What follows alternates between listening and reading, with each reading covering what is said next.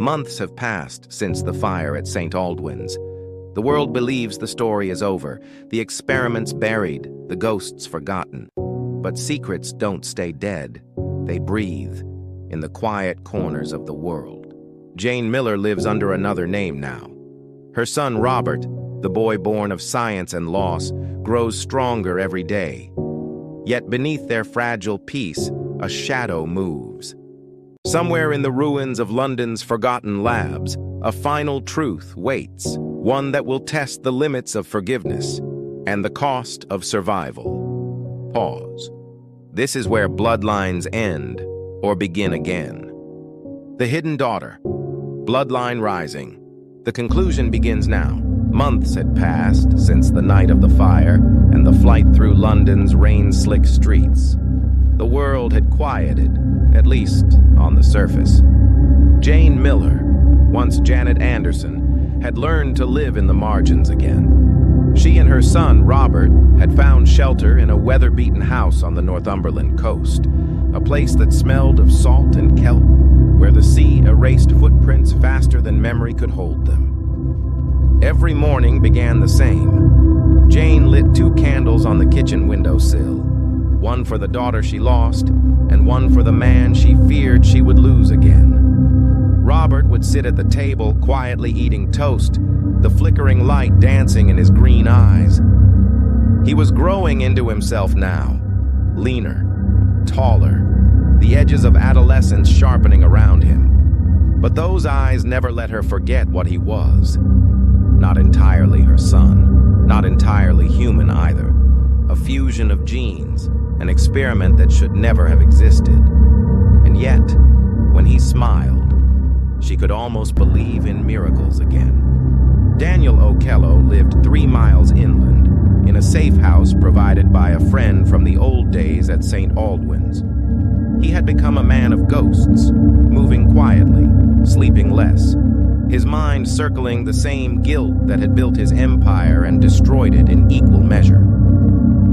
Jane saw him once a week, never in public, never for long. He'd bring supplies, sometimes intelligence, scraps of intercepted data, whispers of surveillance movements, and they'd talk in coded sentences over cups of stale tea. But even in the quietest moments, Daniel's hands would tremble, and Jane could see it, the exhaustion, the weight of his own undoing. He was dying, slowly, silently. The M1D exposure had finally turned on him. Robert didn't know yet. He only saw Daniel as the man who'd once hunted him, then helped them escape. A strange protector, unpredictable and distant, but somehow necessary. And perhaps that was what frightened Jane most, that Daniel had become part of the fragile balance holding their small world together. Winter came early that year. The days shortened, the horizon turned gray.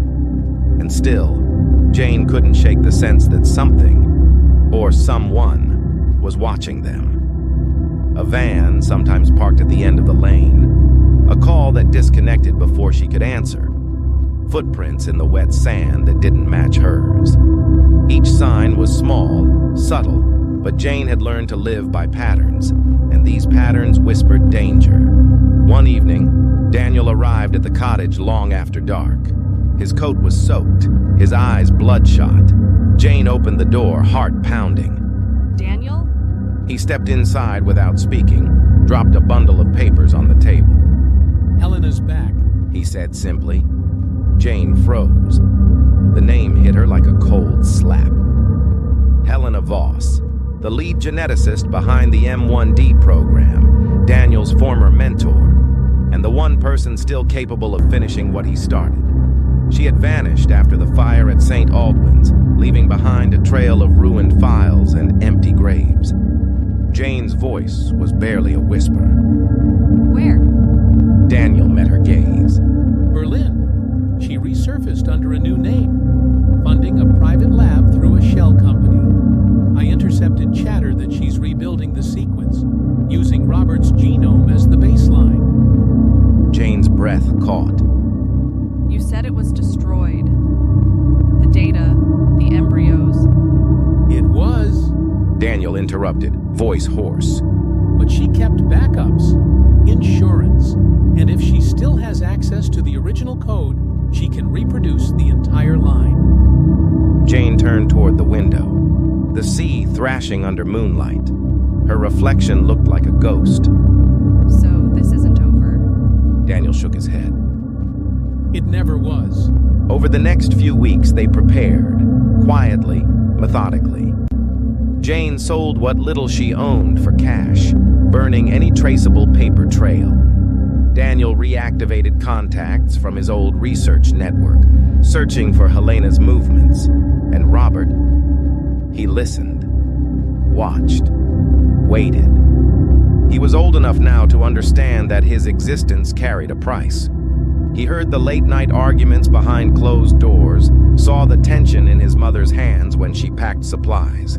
Sometimes he would stand on the cliffside and stare at the dark water, as though it might speak back to him.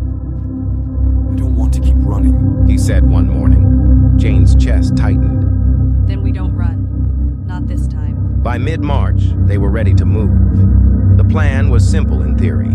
Daniel would go ahead to Berlin to confirm the location of Helena's lab. Jane and Robert would follow once it was secure. But nothing about their lives was ever simple. 3 days after Daniel left, Jane received a message. An encrypted call routed through an anonymous relay. The voice was female, calm, precise. Mrs. Miller, it said, I know who you are, and I know what you're hiding. If you want to keep your son alive, meet me in London, alone. The line cut. Jane sat still for a long time, the candlelight trembling across her face. The name attached to the message file chilled her blood. Sarah, her sister. Sarah Anderson had disappeared after Emily's death. She'd tried to rebuild her life, moved away, changed her number, anything to escape the weight of family tragedy.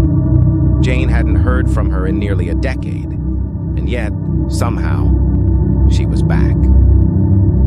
Jane hesitated for 2 full days before making the trip south. She told Robert only that she was going to meet someone who might help them. She didn't tell him that the person was Blood. London was colder than she remembered. The city had grown louder, meaner, all steel and neon and faceless crowds. She met Sarah in a cafe near King's Cross. For a moment, she almost didn't recognize her. Her sister looked older, harder, a woman who had lived too many lives in too little time. But when Sarah turned, the eyes were unmistakable. They didn't hug, didn't speak at first, just watched each other, 2 women bound by the same silence. Finally, Sarah broke it. You're still running, she said quietly. Jane's throat tightened. You don't understand. Sarah sipped her coffee. I do. You think you're saving him. But the people who want him, they don't stop. They've found you before. They will again. Jane leaned forward. Then why call me? Sarah hesitated. Because I made a deal, Jane. I gave them information years ago about Emily, about you. I thought it would end things, but it didn't. They want him. They want the boy. Jane's voice broke. Sarah, what did you do? Sarah lowered her gaze. Helena has everything. Files, sequences, the original code. I tried to walk away, but they own me now. Jane sat in stunned silence, rage and sorrow twisting inside her. Her own sister had betrayed them, not out of malice, but fear. Finally, she spoke. Then help me end it. Help me stop her. Sarah looked up, eyes wet. She's expecting Daniel in Berlin. You still have time. Jane returned home that night, exhausted, trembling. Robert was asleep on the sofa, curled beneath a blanket. She brushed a hand through his hair, the only piece of innocence left in her fractured world, and whispered a promise. We're going to finish this. By dawn, they were gone. Berlin, a city of glass and history, where old secrets hide beneath modern skin. Jane's contacts led her to the outskirts, an industrial district of abandoned factories and newly minted biotech startups. Somewhere in that maze, Helena Voss was rebuilding her legacy, but Daniel had beaten her there. When Jane arrived, she found signs of his work: a broken lock, scattered papers, a smudge of blood near the elevator. He had gone in alone. Jane moved through the corridors like a shadow, Robert close behind. The lab smelled of disinfectant and burnt wiring. Every flickering light revealed another piece of Helena's resurrection. Vials, equipment, frozen samples labeled with strings of code that made her stomach twist. Then she saw it. A cryogenic unit, humming softly in the dark. On its display, Sequence 24B, viable. Her breath caught. Robert, She whispered. stay behind me. Footsteps echoed. Jane turned, and there in the doorway was Helena Voss. Older now, sharper. Her silver hair tied back, her posture unbending. A scalpel of a woman. And behind her, Daniel Okello. Jane's heart stopped. He looked pale, disoriented, a trace of blood at his temple. Jane? His voice cracked. Don't. Helena stepped forward, calm and assured. Always the martyr, Daniel. You should have stayed buried. Jane raised the pistol Daniel had given her months ago. Step away from him. Helena smiled, the kind of smile that belonged to gods, not people. You still don't understand, Mrs. Miller. Your son isn't just a miracle. He's a template, the next generation of human design. Jane steadied her aim. You call that life? You call that love? Helena's eyes flicked toward Robert. Tell me, child, do you even know what you are? Robert's jaw tightened, voice trembling. I know enough. Helena laughed softly. Oh, you know nothing. You're not a boy. You're a key. She turned back to Jane. And every key must unlock something. Daniel moved suddenly, shoving Helena aside, pulling a small data drive from his coat. Run! He shouted. Gunfire erupted. Jane ducked, dragging Robert behind a steel counter. Glass shattered. Alarm screamed. When she looked up, Daniel was on the floor, bleeding, clutching the drive to his chest. Helena was gone. Jane crawled to Daniel's side. He was still breathing, barely. His eyes met hers, clear for the first time in years. Jane, take it. He whispered, pressing the drive into her palm. This ends with you. Blood pooled beneath him, dark and silent. His hand trembled against hers. She wanted to hate him. She wanted to scream, but all she could do was hold him as the life slipped out of him. The man who had damned them and in the end saved them. His final words were barely audible. Tell him I tried. Jane closed his eyes. For the first time since St. Aldwin's, she allowed herself to cry. Outside, the sirens wailed. The storm had come again. But this time, Jane wasn't running. Not anymore. She took Robert's hand, blood still warm on her fingers, and whispered, It's over. We finish it now. and as they vanished into the Berlin night, Helena Voss disappeared into the labyrinth of her own creation, leaving behind a trail of ruin that would lead them all to the edge. Because some legacies don't die quietly, they rise, and the blood remembers. Berlin never sleeps. Even in the dead hours before dawn, the city hums. Engines beneath the streets, voices behind closed doors, the quiet machinery of secrets that refuse to die. Jane Miller and her son, Robert, disappeared into that noise like two shadows melting into another. Daniel Okello's blood still stained her sleeve. His final words echoed between them, fragile and unfinished. Tell him, I tried. Jane didn't speak as they moved through the industrial outskirts, only held the flash drive in her gloved hand, its weight a pulse against her palm. Robert walked beside her, silent, eyes shining with shock. He'd seen death before, In memory, in rumor, but not like this. Not someone who'd once been the architect of his life and his ruin. They found shelter in an old tram depot, half collapsed, half forgotten. Jane broke open a dusty first aid kit, cleaned the cut on Robert's cheek, then sat across from him. Neither spoke for a long time. Only the rain filled the silence, steady and indifferent. Finally, Robert asked, Was he bad? Jane looked at him. Daniel? Robert nodded. She thought for a long moment before answering. He was human. That's the hardest thing to accept. People like him, they don't fit into good or bad. They build things they shouldn't. Then they try to fix what's already broken. Robert's gaze fell. Like me. Jane leaned forward, her voice soft. No, you didn't ask to be created, but you can decide what to become. She reached across the table, brushing a lock of dark hair from his face. Daniel gave us a choice. We finished this. For him, for Emily, for everyone they hurt. Robert nodded slowly, something fierce flickering in his eyes, resolve and the beginning of his own identity. By morning, the flash drive had been decrypted. Inside were files, lab schedules, security diagrams, and one name that caught Jane's breath.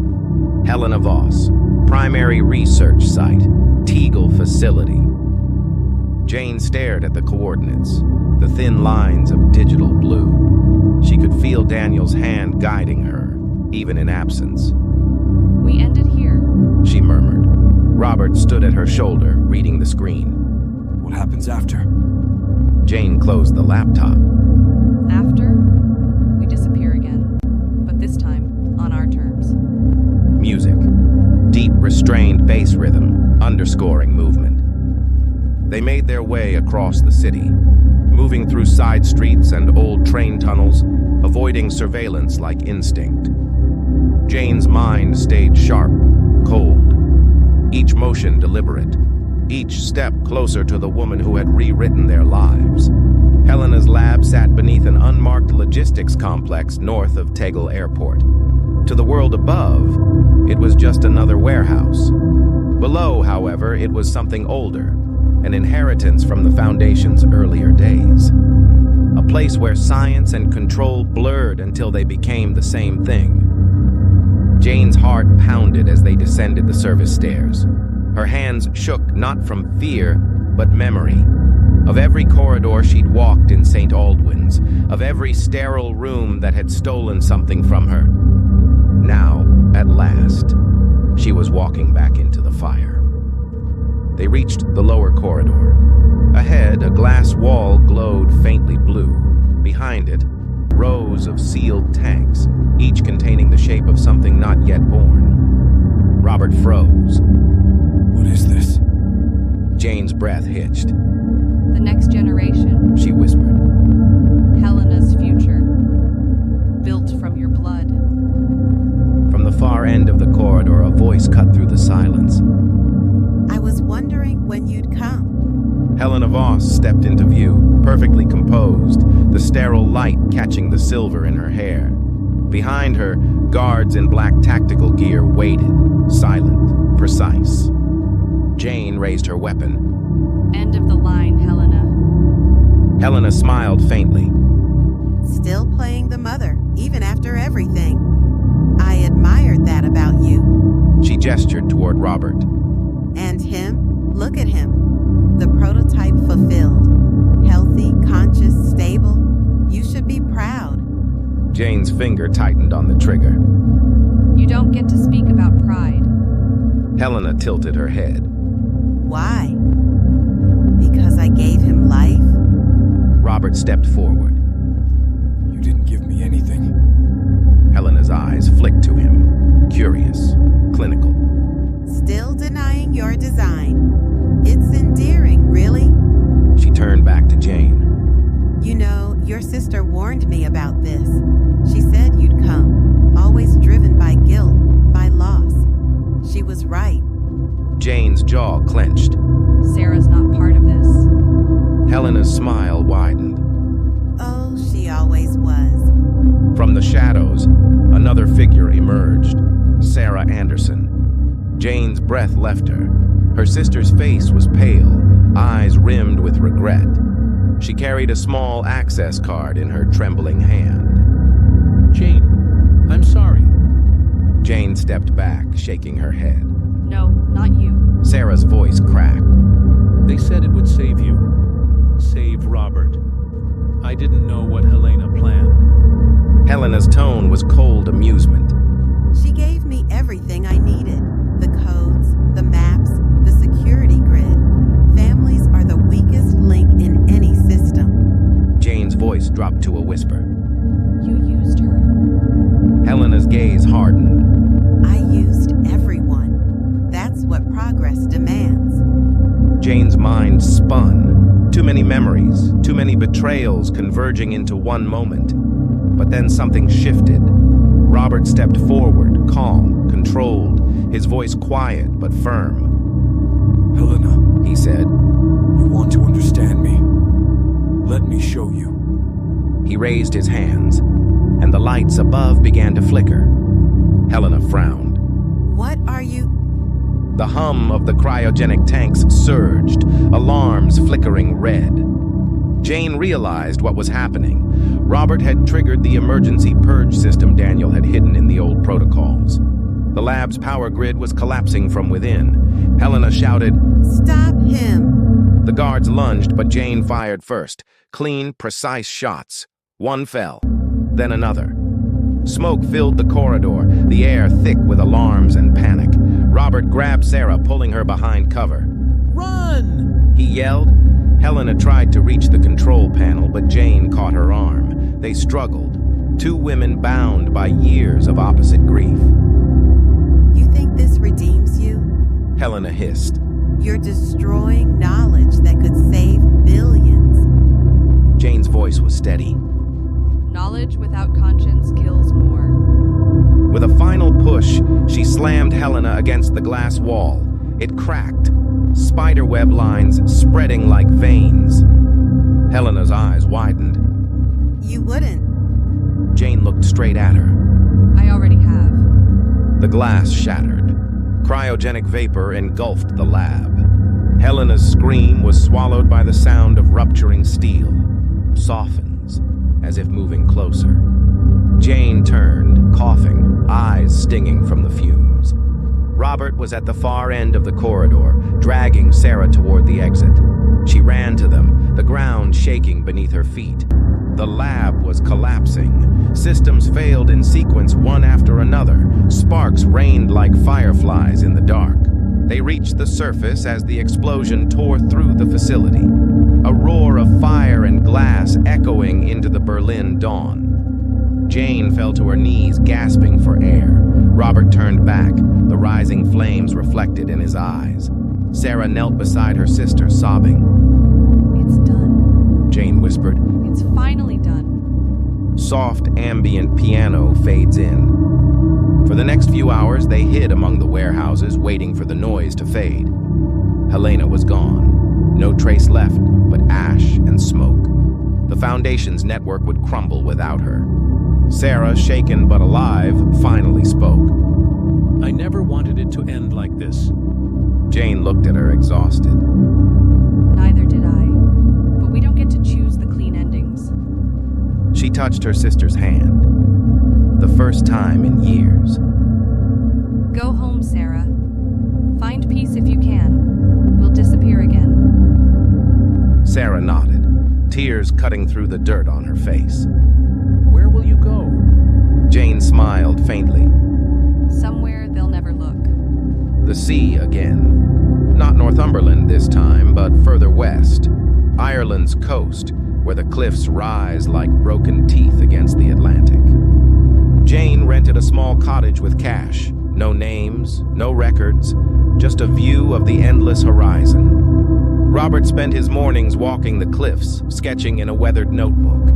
He was different now, quieter, older, carrying something unspoken. The child was gone. What remained was a young man trying to define himself outside the legacy of a lab. One evening, as the sun dipped low, Robert found Jane sitting by the window, the same ritual she'd carried for years. 2 candles, one for Emily, one for Daniel. He sat beside her, silent for a moment. Then, Do you think they knew that this would happen?